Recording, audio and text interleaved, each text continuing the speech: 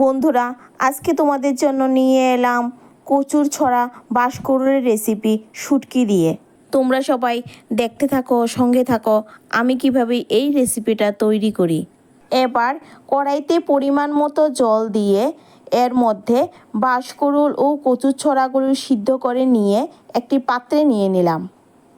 এবার কিছু পেঁয়াজ কুচি, লঙ্কা রসুন বাটা ও শীতল শুটকি নিয়ে নিলাম। শীতল শুটকি দিয়ে বাঁশকুড়ুলের রেসিপি খেতে খুব টেস্ট হয়। তোমরা একবার সবাই ঘরে ট্রাই করে দেখতে পারো।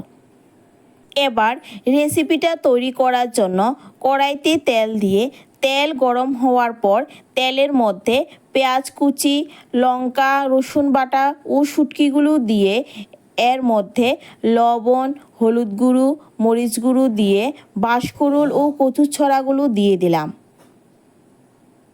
এবার কিছুক্ষণ সব উপকরণগুলি ভালো করে কষিয়ে নিয়ে এতে পরিমাণ মতো জল দিয়ে দিলাম।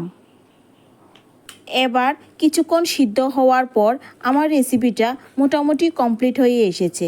নামানোর আগে কিছু বিলাতি ধনেপাতা এর মধ্যে দিয়ে দিলাম।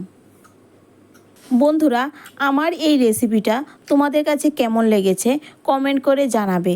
যদি আমার এই রেসিপিটা তোমাদের কাছে ভালো লেগে থাকে তাহলে লাইক, কমেন্ট এবং শেয়ার করে দিও, যাতে আমার নিত্য নতুন ভিডিও তোমাদের কাছে সবার আগে পৌঁছায়।